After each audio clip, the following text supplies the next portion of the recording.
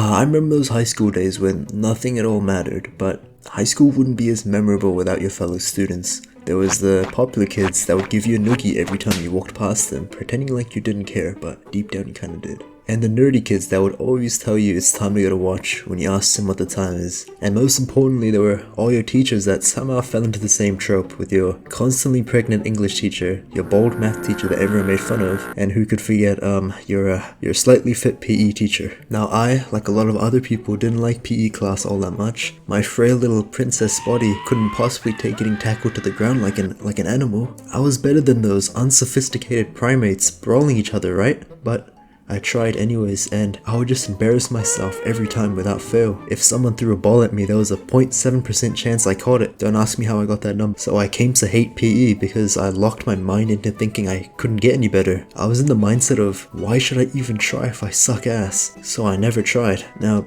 because of this, here's the problem. I would use my so-called asthma that I've been medically diagnosed by my fat doctor as an excuse to not do PE, when in reality, probably the reason I did have asthma was because of my laziness and unwillingness to have some fucking fun. Come on, I was acting like I was senile and had an erectile dysfunction. And this, what you would think as a harmless excuse, compounded into other aspects of my life. Soon I would come to realize I would start using pitiful excuses in all aspects of my life, simply because I thought I wasn't good enough. That harmless act of skipping PE made it so I thought I wasn't good enough in literally anything I did in life. And you're only as good as you think you are. Anything you do compounds. So yeah, you might not have asthma, but you might use other excuses in ways I did to get out of situations because simply you didn't want to do them. Some of the most common excuses used are, I'm too tired, I'm not feeling well, I'll do it later, I don't have enough time, I'm just not good at it, it's too hard.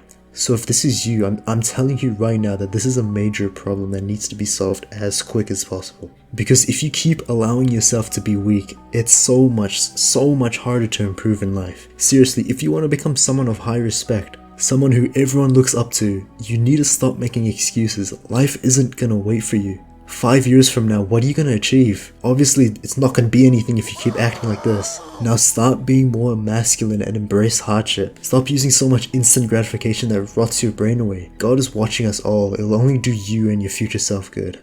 So the first step of making less excuses and doing more action is acknowledging the problem. I've already told you that you have a problem, and it only depends on you whether or not you acknowledge it or not. The absolute first step of making progress is understanding that something is wrong, that you gotta change. So it really only comes down to you whether or not you have the humility to admit that you have a problem. And there's nothing wrong with that. You're already doing better than the mass majority of people admitting that you have a problem. Most people are stuck. They don't even know that they have a problem, which is why this is easily the most important step.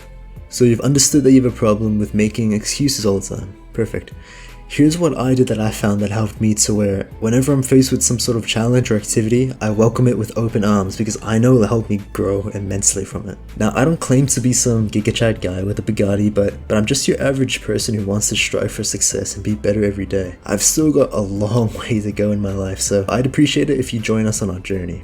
You're always welcome. The biggest thing that helped me is simply to gain more confidence. You'll find that the whole reason you're making these excuses in the first place is because of your social anxiety, your low self-esteem. You simply just don't want to get embarrassed. That's the main thing that's stopping you, right? Well, it was for me anyways, but I'm telling you, confidence is one of, if not the most important trait a man could have. And I'm not saying this all willy-nilly, I'm being for real. Confidence will help you in every aspect of your life, where it be with attracting girls, getting better grades, or even making more money.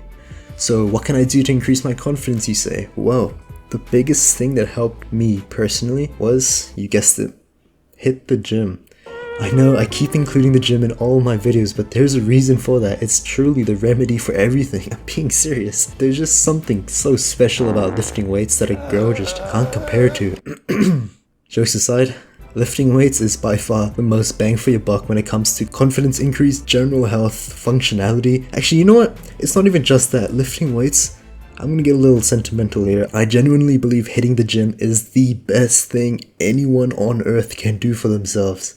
Yeah, if that doesn't convince you, go run off a cliff. But on a side note, exercise is shown to be an even greater antidepressant than antidepressants.